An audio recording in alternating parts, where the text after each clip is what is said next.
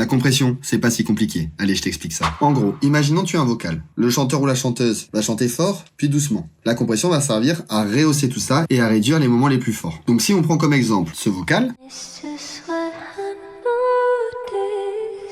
on voit bien visuellement qu'il y a des parties faibles et des parties fortes. Donc, mon son rentre dans le compresseur. À partir de là, je lui fixe un seuil. Dès que le volume dépasse ce seuil, le compresseur va baisser ce son. Ce qu'on va faire, c'est qu'on va remonter la moyenne générale, de manière à ce que la voix soit plus présente, qu'on entende plus les détails, et permettre à l'auditeur de l'entendre dans n'importe quelle circonstance. Alors ici, on voit que ça réduit de 5,2 décibels, au moment le plus fort. Ce que je vais devoir faire, c'est remonter mon volume de sortie de 5 décibels du coup. Ensuite, tu as différents paramètres. Le ratio, de combien le compresseur va réduire. Donc là, je suis sur un réglage de 4 pour 1. Donc c'est-à-dire que pour 4 dB rentrés, 1 dB va sortir. Donc c'est à quelle puissance ça va compresser. Ensuite, il y a le réglage de l'attaque. Dire au compresseur à partir de quel moment je commence à compresser. Donc un son fort rentre, on lui laisse tant de millisecondes avant de commencer la compression. Et le release, c'est à partir du moment où le volume n'atteint plus le seuil, à quel point ça continue à compresser ou pas. Donc là, j'ai printé pour que tu vois visuellement la différence. On voit bien que la moyenne a été remontée. Ici, comparé à ici, là on voit qu'il y a des détails qui sont bien remontés. En gros, la compression sert à contrôler un son. Comme si tu faisais des automations de volume à la main. Quand le son baisse, tu montes. Quand le son est trop fort, tu le descends.